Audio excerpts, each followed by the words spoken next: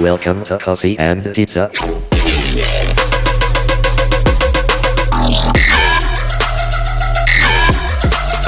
I hope you can enjoy. Welcome to another episode of Coffee and Pizza. And from today, we have someone very, for me, it's like a pleasure to having a chat with him or have a conversation with him because I follow you the conversation and always it's very inspirational and sharing very interesting content. We have today the technical service director, or we can say hacker, Nat. How is going on? Nice to give you here. Thanks. Yeah, happy to be here. It's so crazy, because when I send my invitation to invite you and you say, okay, let's do it. That's super cool. But maybe I know you, but some people is listening to this podcast that know about you. Then, well, where are you from? We can start from the beginning. So, yes, I'm from the small state of Indiana in the Midwest of the United States. Even in America, you don't get that a lot. There's not a lot of people, especially in tech, from Indiana. It is a growing area. I'm very happy to see that, but it's still nowhere close to, say, a New York or a California or even a Miami. And interestingly, I did go to New York for school, for undergraduate and graduate programs.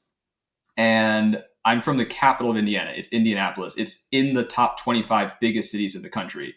But once you go to New York, for them, everything outside of New York is farmland until you get to LA, right?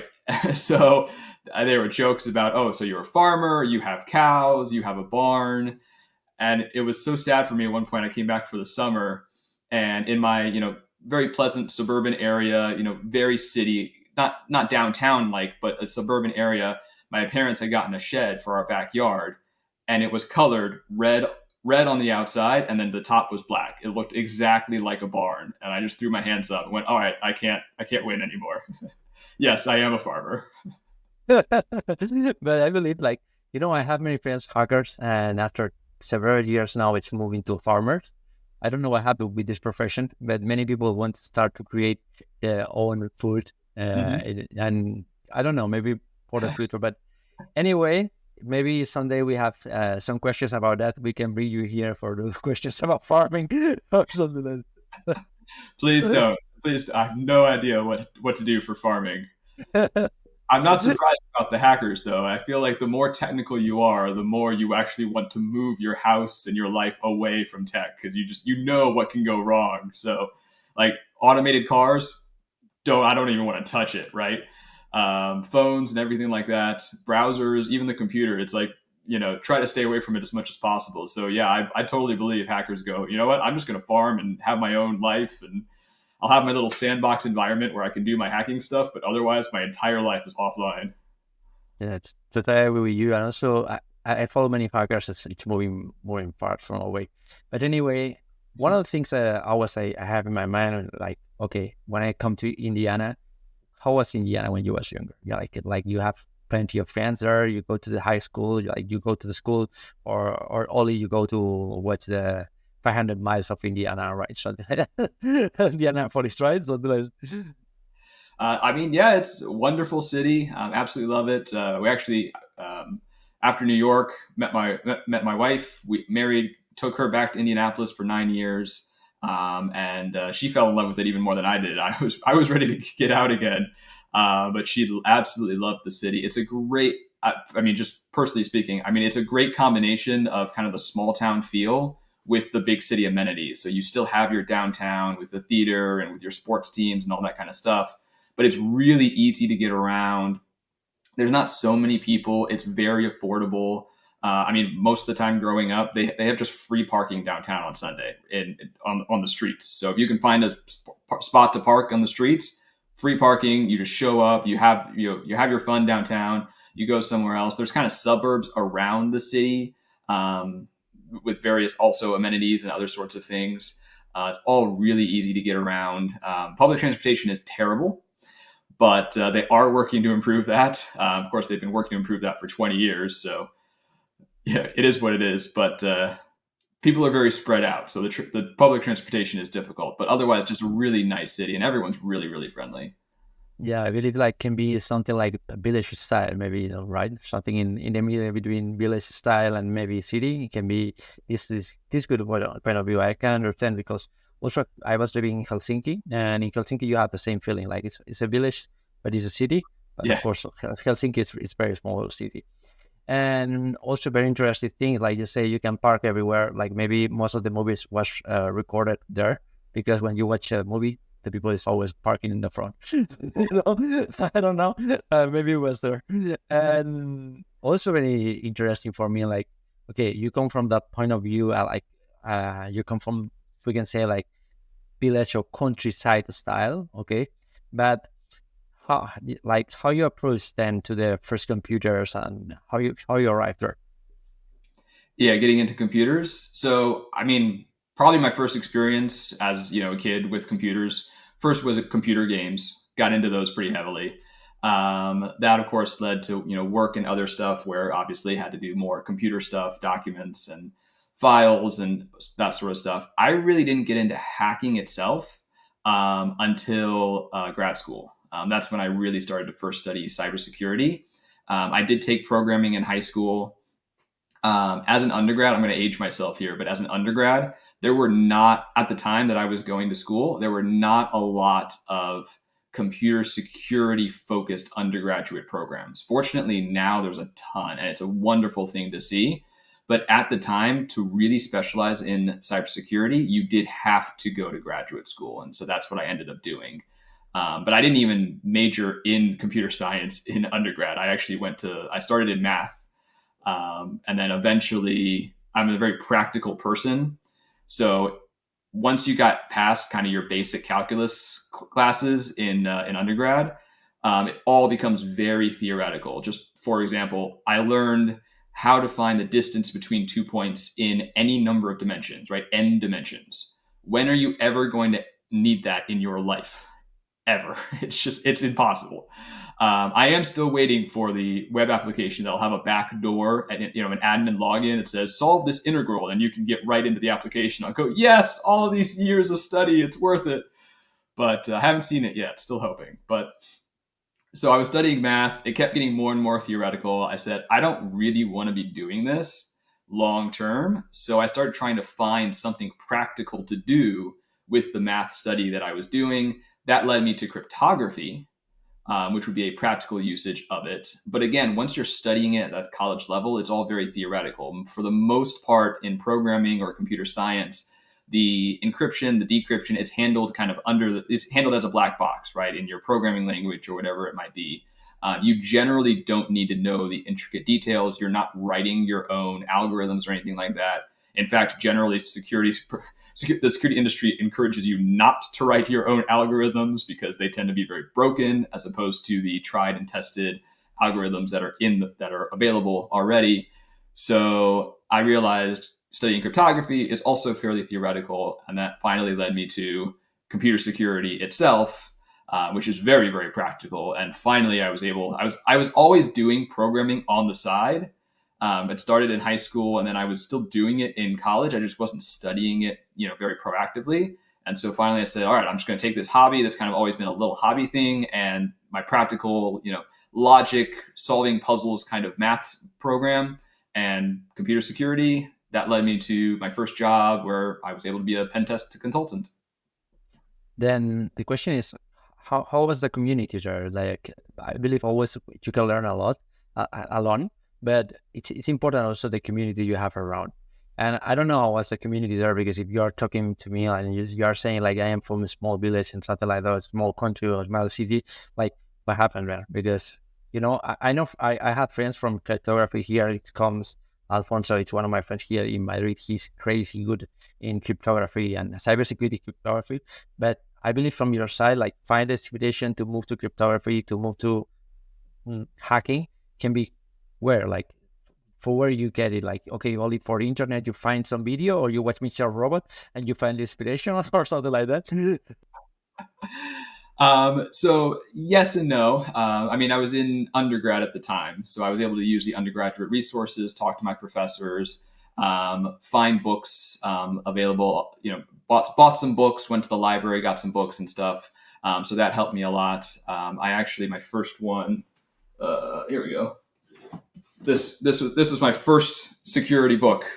Project cryptography, right? Yep, this is a great one. Very, very practical.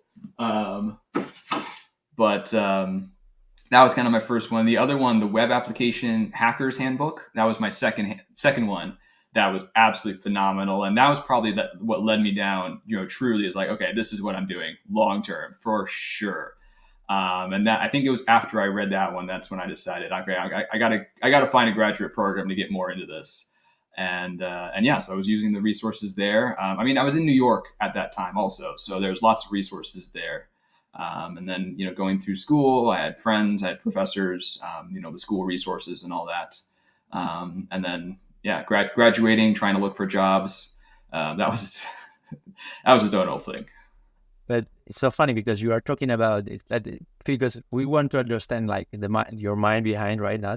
And sometimes we are taking, you say, no, I was started to work in the theoretical side and I want to come to the practical side. Mm-hmm. And your magic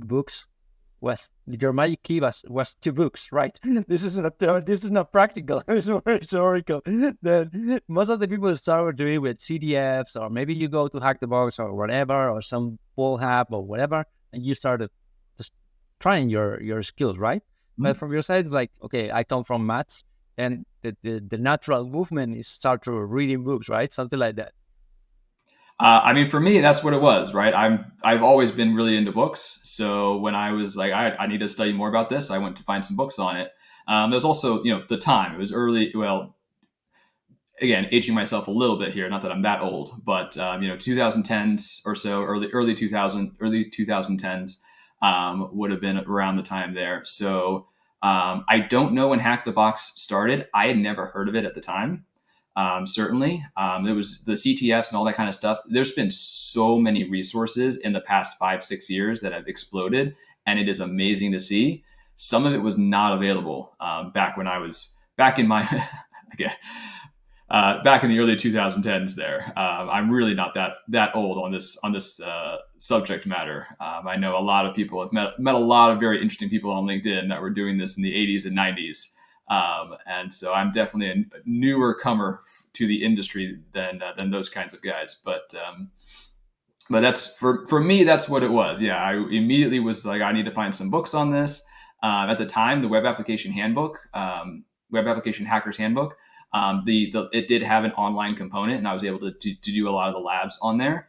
I know since then, a lot of that's been expired, and now it's just Portswigger's Web Security Academy and all that sort of stuff, which is also fantastic. I've been through all of those, but again, that's more of a more recent resource.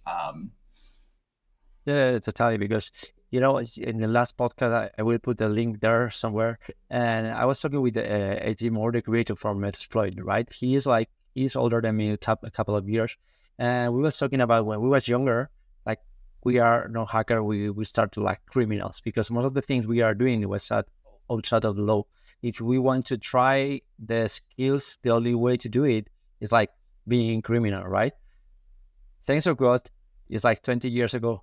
And today I don't have any problem. But anyway, that's a good thing, and I really appreciate like how the TDS and this Verb Street and all the community is creating labs, and you have like try AWS. And you have incredible content today, very practical.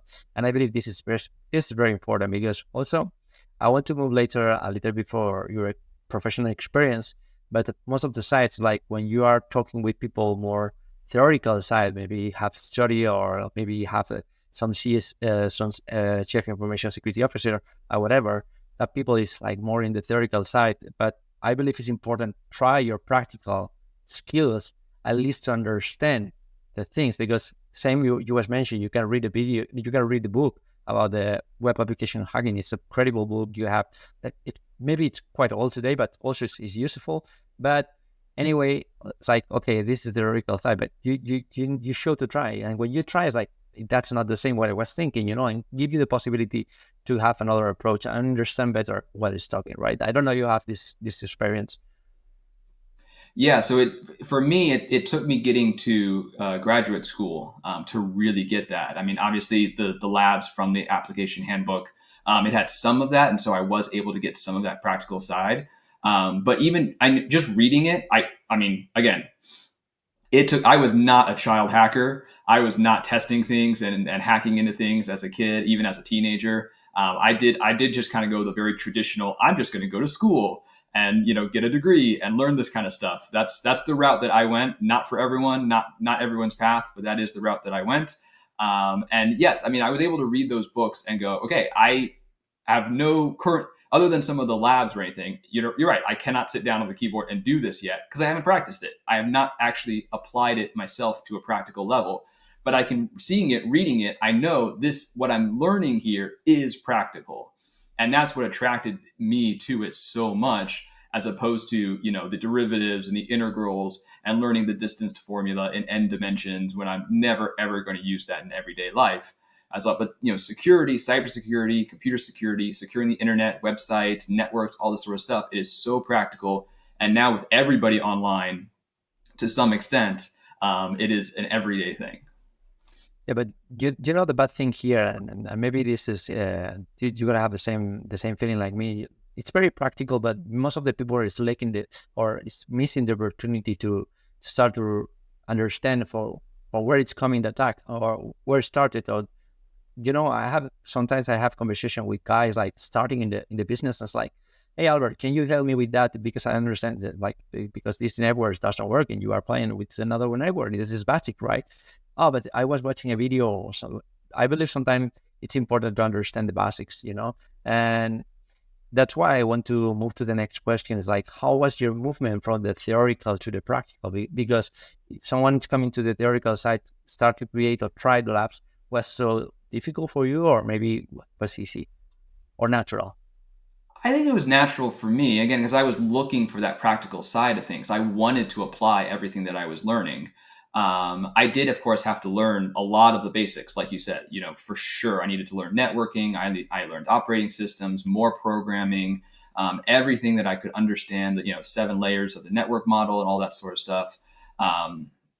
Trying to learn everything I can, because then once you're on the keyboard, and hacking and doing the labs, you kind of need that foundational knowledge running through your head in order to apply what you're doing and what you're learning, right? It's for web applications, SQL injection. You can't do a SQL injection if you don't understand some of the basics of SQL, right? I will never be as good at SQL queries as a full-time back-end developer, but I don't need to be, because primarily my goals is exfiltrating some level of data. I don't need to, be able to craft huge queries or anything like that. And there's, cheat sheets and resources and all that sort of stuff to help you, apply it very practically. So I think for me, it was a fairly natural thing. Definitely, it took me time because I did not have the resources that there are there today. So it was, studying and practicing and applying and just going through the school and program. And then once I did finally get to my first job as a penetration testing consultant, it was a lot of learning on the job, a lot of sitting and watching the more experienced testers, a lot of trying different things, a lot of setting up some labs. Both at work and at home, to try different things and see what worked and what didn't, and kind of build my expertise and repertoire from there. But it has totally sense. It's also, I want to make a question like, you was talking about coding, or which language do you feel more comfortable? Because one of the things I am trying today is trying to, I was trying to understand better XSS and cross-site scripting, but I was feeling for myself like maybe I need to improve my skills in JavaScript, right? Because maybe I'm not I don't have many experience in coding, and I don't know if your experience in coding comes from JavaScript or comes from other languages. Yeah, so in high school I started with Java. That eventually I added C, just like objective raw C, C++, JavaScript. Did some Python early. Now pretty much everything I do is in Python. Really fast and easy. Tends to be the quickest thing for me. And it's robust enough that any little script that I'm writing for a hack or for an exploit, it tends to be to cover the basics there. So in terms of what I can do today, Python definitely is what I'm most comfortable with. But yeah, I've essentially been programming either in school or as a hobby since high school. So I did have that background, which helped.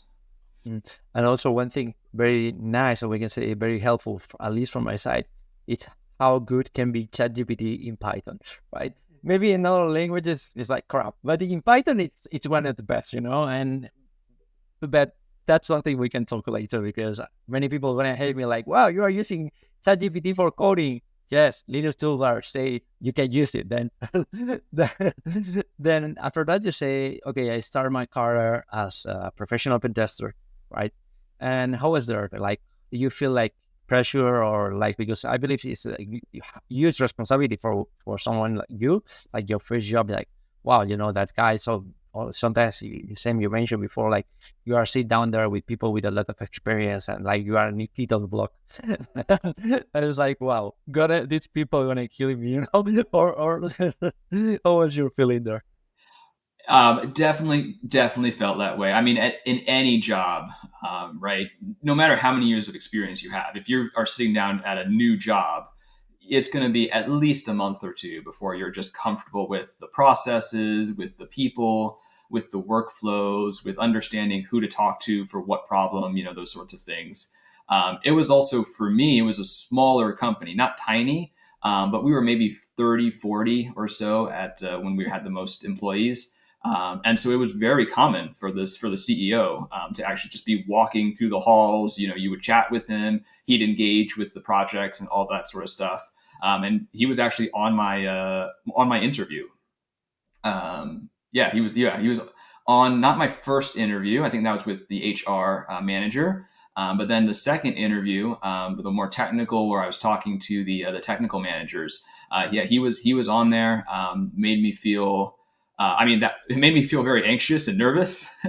But he was great, fantastic. I loved working for him. Still correspond with him even now.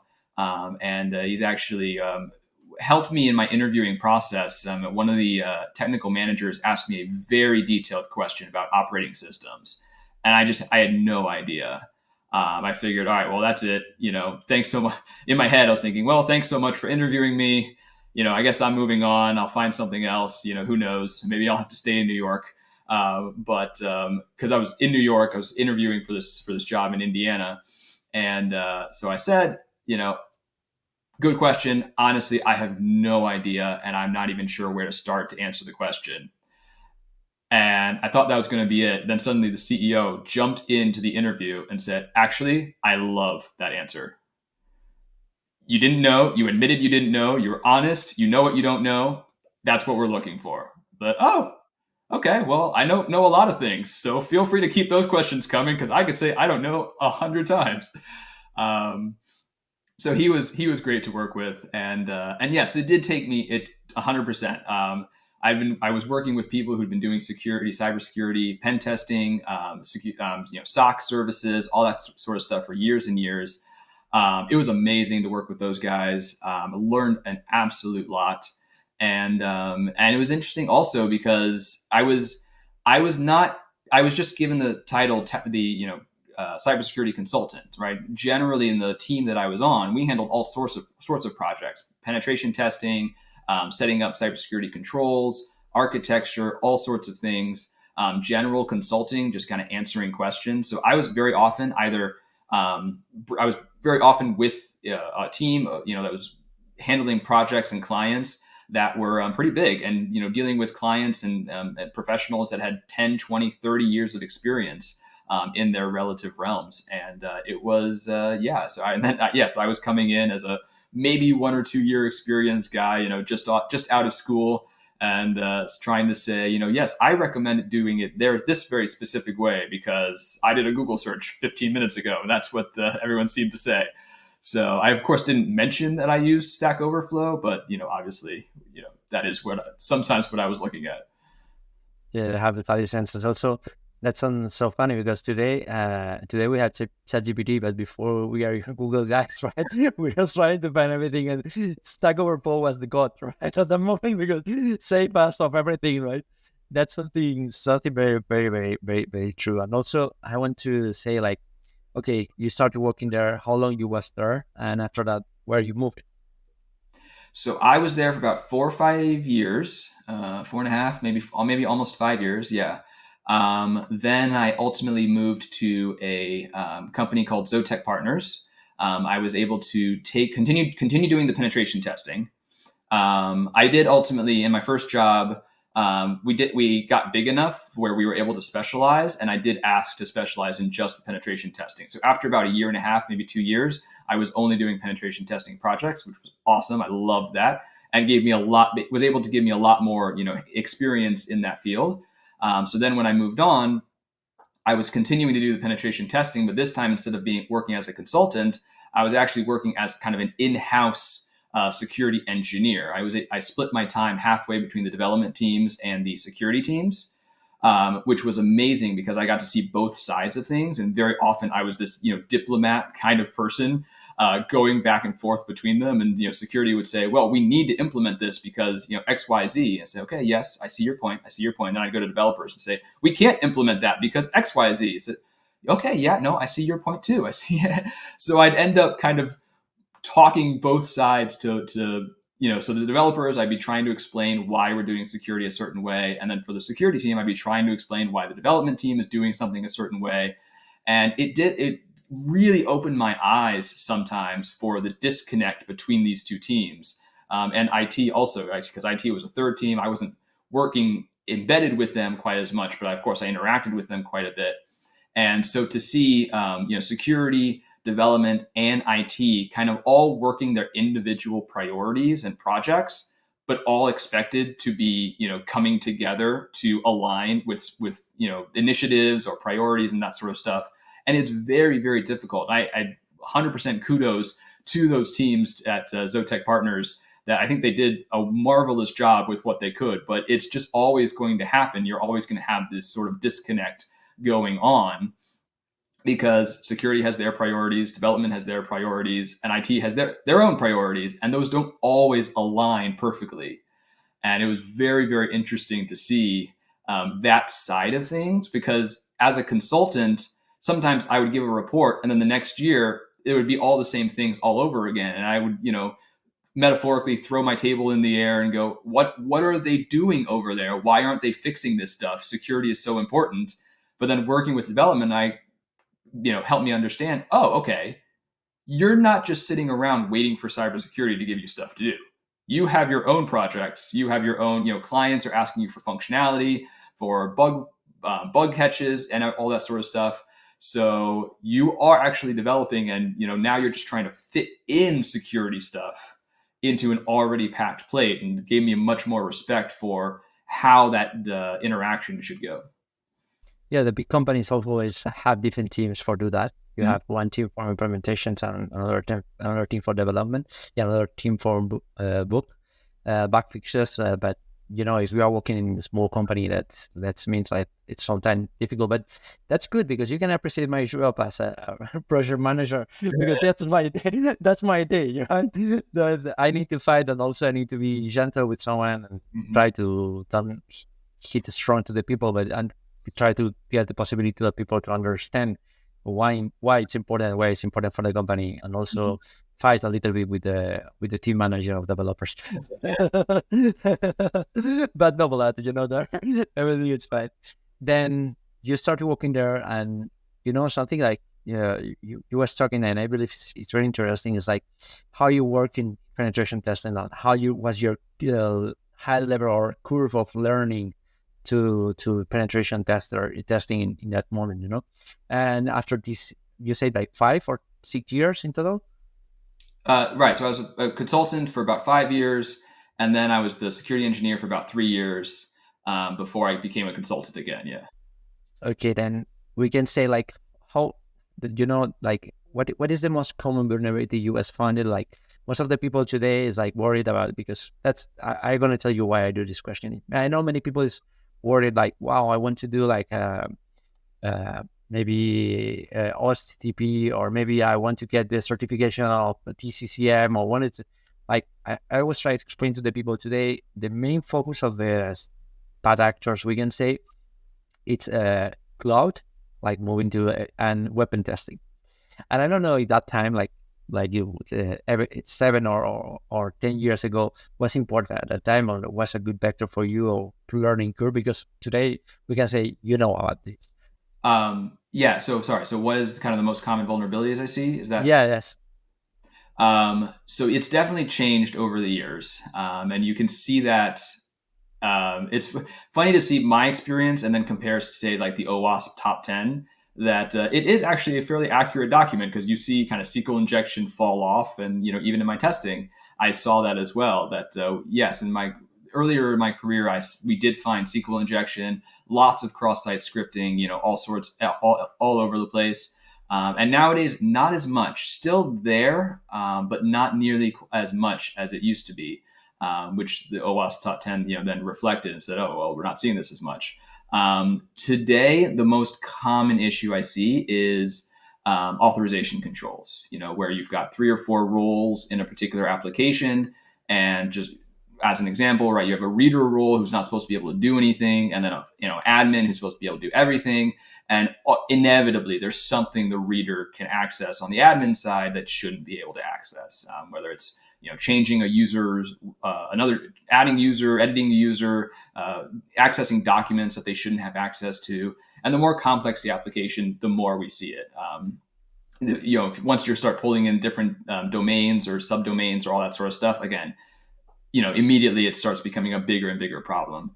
And it makes sense. I mean, the development is hard. You're constantly adding in little band-aids or patching stuff here and there. It's very common for one team to add an API endpoint and not understand how that's going to, affect the rest of the application or the user roles or all that sort of stuff. So that is the most common thing I see today. Definitely 10 years ago, it was SQL injection. Then probably 6 years ago, it was cross-site scripting. But today, it's definitely authorization controls. And now in the past year, we're adding, of course, the AI and LLM issues as well, because you're really starting to see those on all the new applications, but people still haven't quite figured out how to secure them correctly. So that's a new one now as well. Yeah, totally. And also, something I always try to explain to the people: you have application, and you have the possibility to log in, because many people are doing only the outside of the application. And maybe if you do login and you understand what is happening with the keys, and you understand what is happening with the token or whatever, or maybe you have soft encryption, we can say, or very weak encryption, and you can understand better the application and try to get access to the places you can.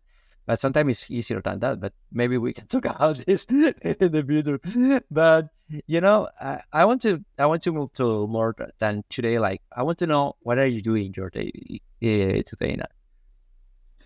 Day to day, so I'm pen testing these days, and absolutely loving it. So after Zotek Partners, I joined Craft Compliance. My former manager for my first job, it was a Rook Security at the time. So he actually started his own company, Craft Compliance. He's more on the compliance side of things, but he was doing very well. So he and his partner, they've been in business for almost 4 years, I think. And then he messaged me and said, hey, if you're ever looking for something new, we're working in the compliance realm, and pretty much all of our clients immediately ask, oh, okay, so can you do our pen testing as well? Because that's almost always a compliance requirement. And I started. So I said, okay, yeah, just hold that when I want it. And eventually, I did, move over and started working for them, doing their pen testing for all that stuff. So kind of day to day, I generally try to keep my day free of meetings for the most part, schedule kind of one meeting per day. Because I don't know about you, but for me, if there's too many meetings, I can't get anything else done. It takes me a while to kind of get into the groove and kind of focus. But once I'm there, so then, I've got a couple of monitors here. I'll generally have whatever website or something, kind of on one screen. I've got my Burp Suite, which is the go-to tool for websites. So I've got that on another screen. We talked about the access controls, right? Authorization. So then I'm going to have 3 or 4 windows with the application under logged in under different roles and all that sort of stuff. Seeing if I can access different functionality and all that sort of stuff. So that's generally when I'm testing. That's kind of where I'm at. Trying to keep in communication with the client, of course. I let them know when I'm starting, when I'm stopping, what my source IP is, so that they can always track whatever, they can track traffic or activity back to me. Because you never want that call where the client says, hey, we're having a problem. Is this you?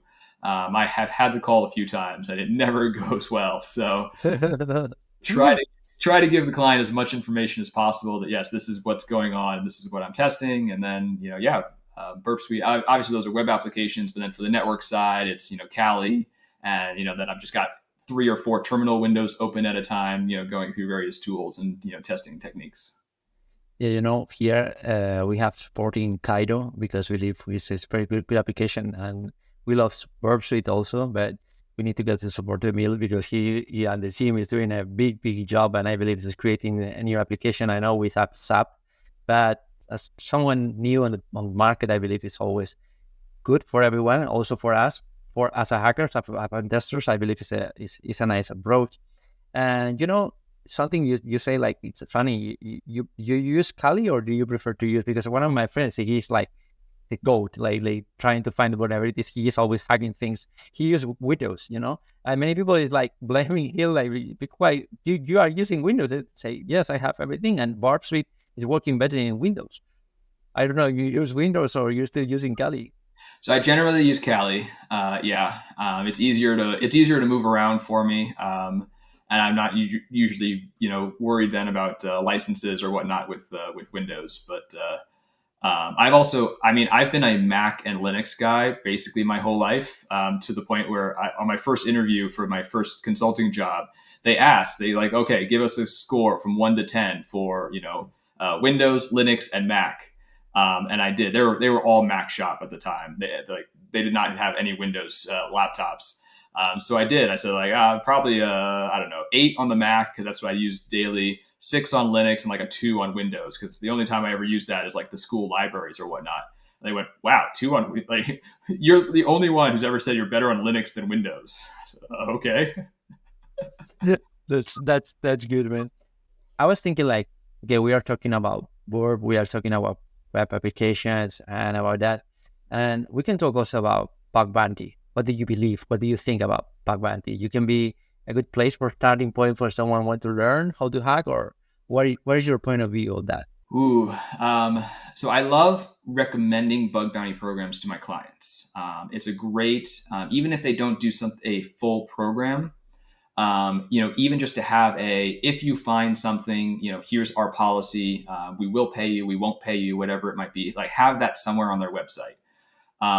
As a pen tester or as somebody breaking into the industry, I would say a bug bounty program for you is a good place to practice some things, but I'm not going to say it's a great place to learn. And certainly I would not say you should put all of your eggs into that basket in terms of making a career out of it. From what I've seen, your bug bounty programs, the people getting the biggest payouts is like 0.01% of the top bug bounty hunters. And the vast majority of them, you're going to be kind of combing over sites, clients, and those sorts of things that other people have already looked at. So it's very difficult for somebody who's starting out to be able to find something that nobody else has found. Not saying it's impossible. So it's a good place. It's a good live practical place that's not a test environment or a sandbox to try certain to try certain tests that you might have seen in a hack the box or something like that. You can try it in the real world. But at the same time, the idea that you're going to come in as a brand new person and say, you're going to start competing with the best bug bounty hackers out there is very, very, I'd be very dubious about that kind of mindset. So I have generally encouraged some people, if you're studying, it's a good place to practice some stuff, but unless you're really going to go kind of 24/7, really apply yourself and expect to be going hungry and not get paid for 6 to 9 months as you kind of ramp up your process and your style and how to find the best vulnerabilities there, it's not a great place for somebody starting out.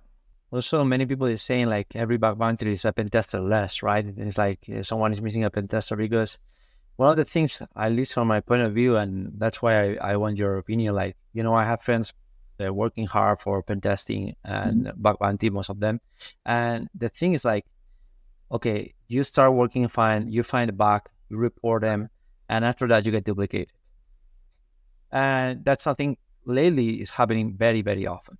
Mm-hmm. The problem here is like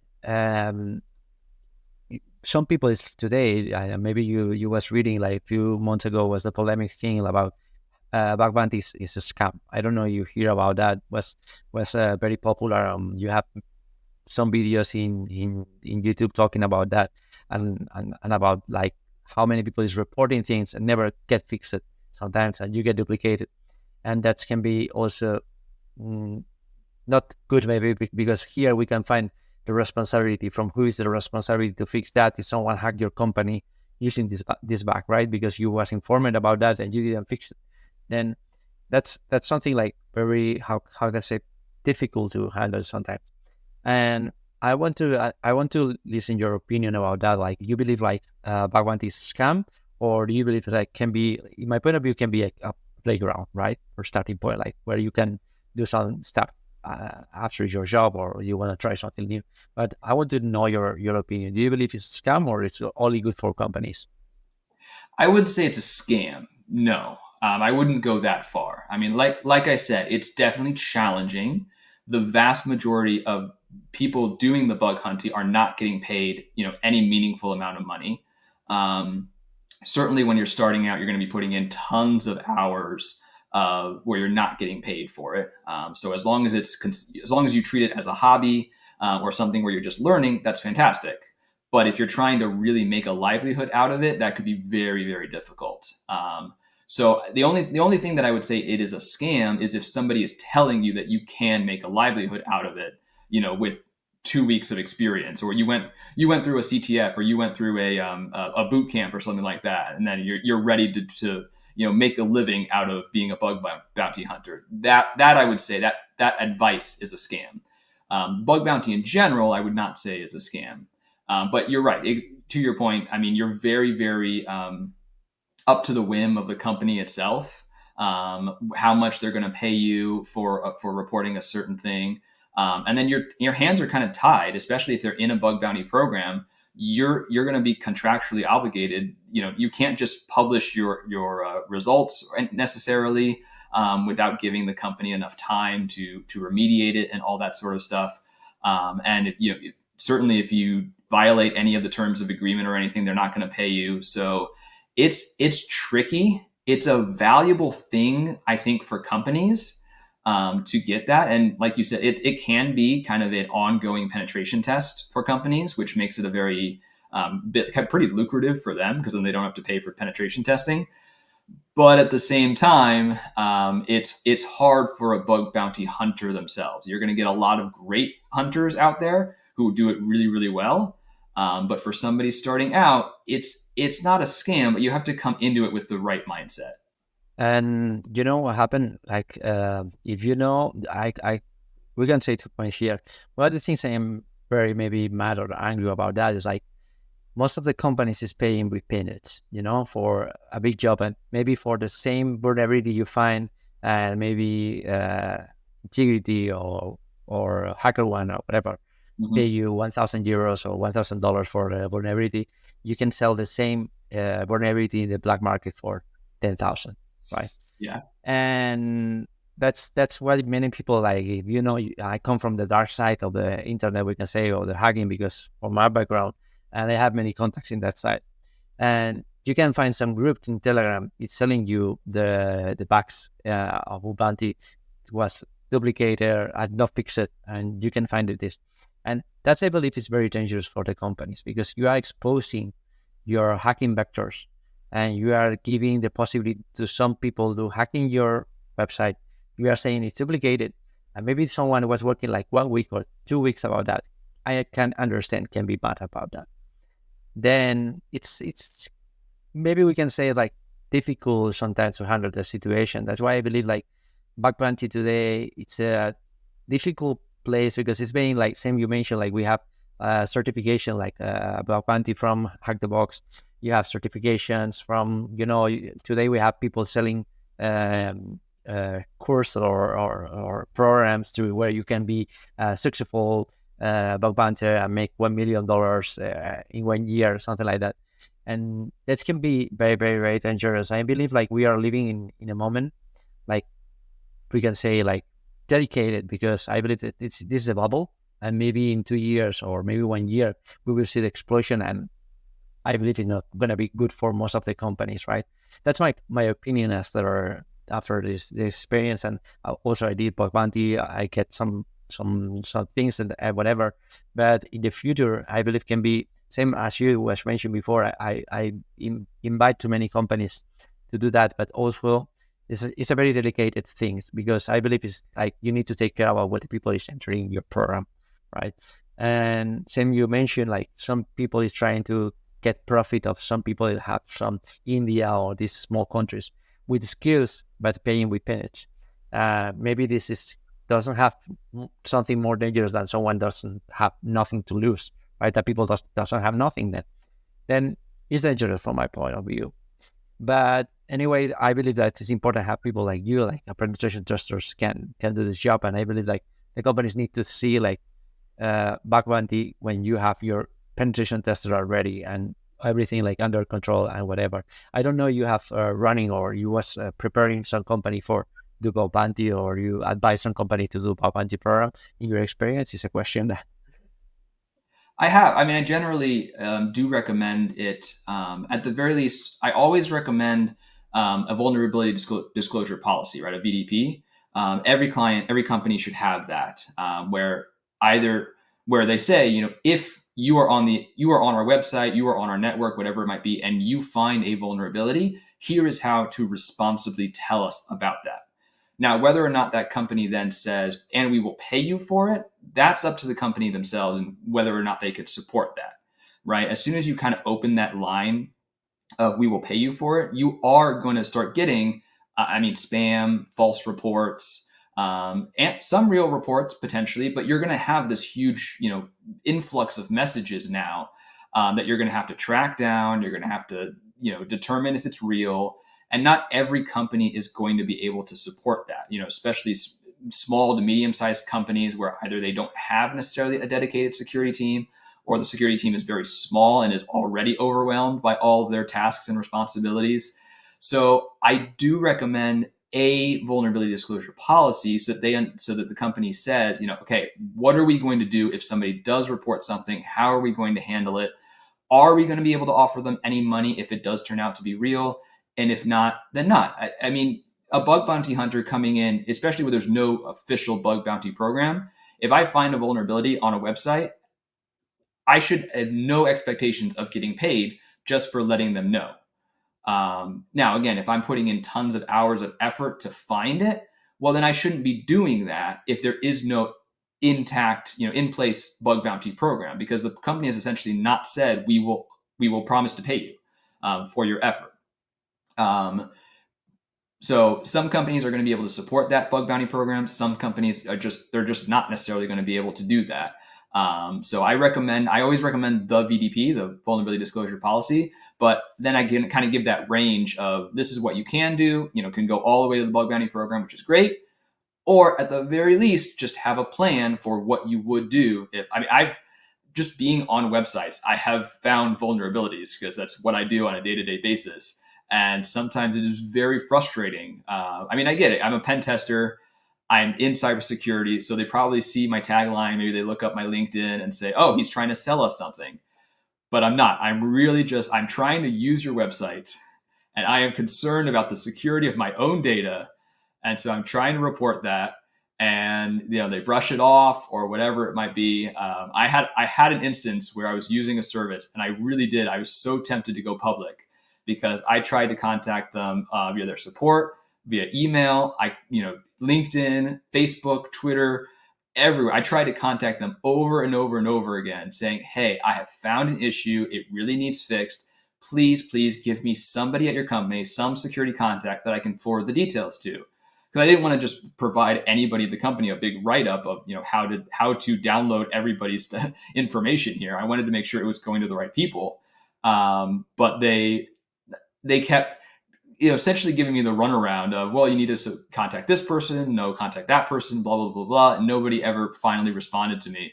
I was very tempted, but like you said, it can be tough, but there is a fine line between kind of the white hat hackers and the black hat hackers. Yes, not every company is going to pay you what you could get for your exploit on the dark market. But I do believe there is a fine line. There is an ethical line there, and it doesn't always pay to be the good guy. But it doesn't always pay financially to be the good guy. But that still doesn't mean we can be the bad guy. It's still important to be the good guy. And also another point, like why you need to be ethical when the company is not ethical with you. Very true. That's difficult. The difficult question, right? But also that's something I am feeling, and maybe you're gonna feel it because your work is basic. Your daily basics is like that, is hacking websites, and something I am feeling like many programmers or doesn't have experience about secure coding. I don't know how to talk about that. And if you go to internet and you try to find programs about how to secure your code or how create a secure code, it's so difficult to find. Like you are in hacking, or maybe you go to Burp Suite and you understand, Posttrigger, and you go there where you can learn and you understand what is happening, but you don't have schools about secure coding. And today we have many people like doing boot camps, 3 months, and after 3 months is working in a company doing something like that. I don't have any problem with that. People, I believe it's like everyone needs to get money, and also most of the companies is having issues or having problems to find people, right? That's right and cool. But the problem then is like, I believe we need to start, or maybe someone needs to start to create a company about secure coding. And maybe we have some, but I don't want to blame the developers, because most of them are like trying to do the best. And same as you mentioned before, you have a very narrow time to do your code and you don't have time to think about that. Then what do you think about the technical part about the coding? You agree with me, like most of the developers is like, for this knowledge or need to learn more? Or do you feel like more of the people know what they're doing? Where do you, like when you go to website and you find these vulnerabilities, most of them come from back end, or maybe back front end is like, or lacking the knowledge. Mm-hmm. So most of the clients that I work with, I would say they know what they're doing, even on the secure coding side of things. Very often it's either, just tight timelines. They had to take shortcuts, or just the complexity of the web application. It's easy to see things kind of get lost, like those authorization controls and stuff. A new endpoint is opened. They don't even realize, this kind of the security minded team doesn't even realize. And, they didn't think that, this needs to have the admin only flag or something like that, whatever it might be. But kind of the unfortunate irony of penetration testing is that generally the clients who, hire out to do the penetration testing are the clients that don't need it as much. It's the clients that have no concept that they need to have a penetration test that are, behind security wise.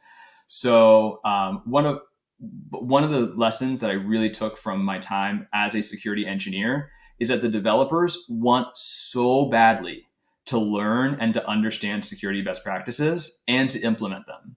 I had, one particular developer who would rant for hours about how his manager did not give him enough time to implement the types of security controls he wanted to implement.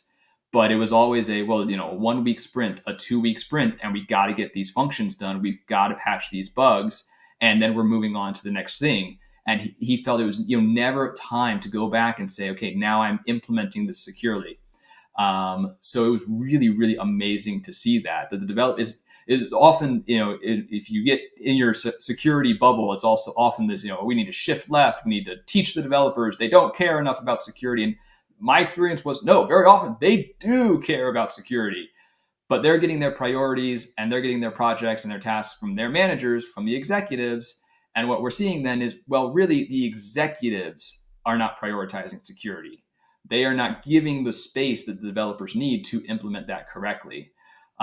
So I think that we are doing a wonderful job of, continuing to push that education and everything like that. Again, there's amazing resources these days for developers. And I would, love to see more security and secure coding implemented into some of those boot camps and developer trainings. I actually helped teach at one of those particular boot camps. It was a 4 to 6 week boot camp, depending on what program you did. And we spent half a day on security, and that was it. That's all we had time for. And again, but they were all very, very interested. They said, "Oh, that's so cool. That's amazing. I want to implement all of these things now." And then, boom, next project, next module, just moving them along. So I think really it does come down very often to the executives, to the project managers, to your sprint managers, whatever it is, kind of setting up the priorities of the development team to give them enough time to understand the security implications of their code, of their frameworks, whatever it might be, to give them the time to research best practices of a new tool, of a new process, whatever, a new library, whatever it might be, and to build in the necessary security controls, like, how are we going to update this library that I'm using right now, or how are we going to update this code? How are we going to test this code for security controls? All those sorts of things. Then that's I believe is very, very good advice and nice, good point of view. And we are arriving to the last 10 minutes to the meeting, but I want to, if someone is here and in the moment and is listening, what are you doing? And is listening about Bounty or whatever. And I can imagine someone like, wow, that's maybe can be interesting for me, or maybe that can be my side from cybersecurity. Or many people come from platform hacking, or it's coming from more like that. It's want to move forward maybe to pen testing, web pen testing, because in my point of view is the future, because most of the companies is moving to software as a service. Then have more sense, in my opinion, start to study that point than start to study maybe infrastructure security. But that's my opinion. Maybe you agree with me because also you are web testing, then maybe we have the same point of view. But from your side and what you're experiencing, someone is here and it's hearing you, and like it's it can be marvelous with your, what are you doing? And it's like crazy. I want to start to do like that. What is your advice? What do you believe can be the best learning path for the beginning? Oh, wow. Your responsibility in your life, in your side now. If someone is listening that, it's just responsibility. Yeah. So there's so many ways you can go, right? And even in cybersecurity, I've gotten a few questions now on LinkedIn. How do I get started in cybersecurity? It's like, well, let's list all the different fields in cybersecurity here, because that's the first step. Kind of what are you looking at? So generally, I would say what your learning path is going to be unique to you, right? So we discussed kind of the path that I took, the path that you took. Lots of different people take. It's all very, very different, and it's going to be different for whoever is listening. It's going to be different for your path as well. My recommendation is always, first and foremost, start with what you're doing. So if you currently have a job and it's not in cybersecurity, talk to your manager. If you have a security team, talk to them. Express your interest in security. Tell them that's kind of what you want to start, moving towards. See if you can shadow the security team, in some of what they're doing. See if you can take on a couple of their projects if you can, juggle them with your current responsibilities and whatnot.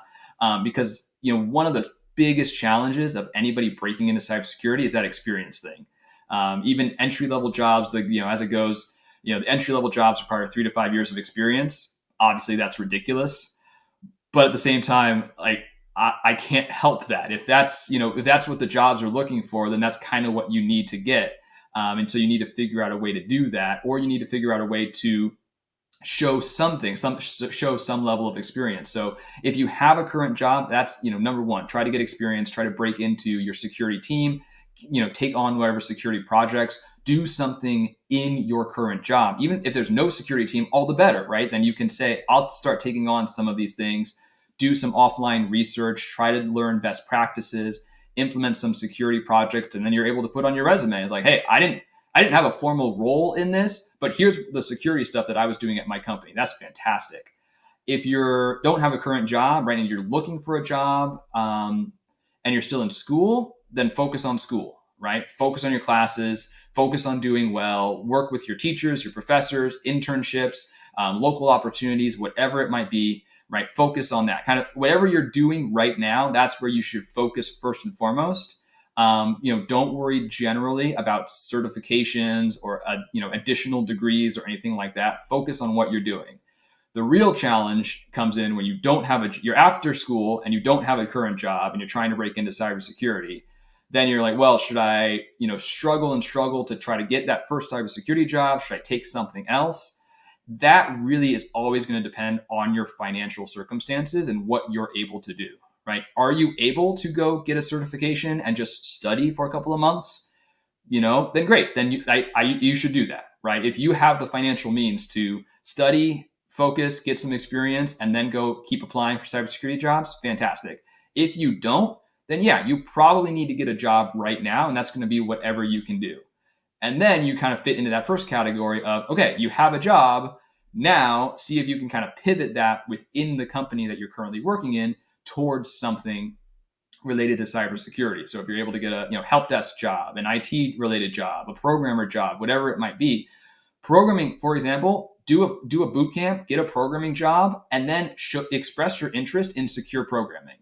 I've had this now a couple of times. I've fully recommended this, right? As we were talking about, developers want and they need that secure coding element of things, those skills, that knowledge.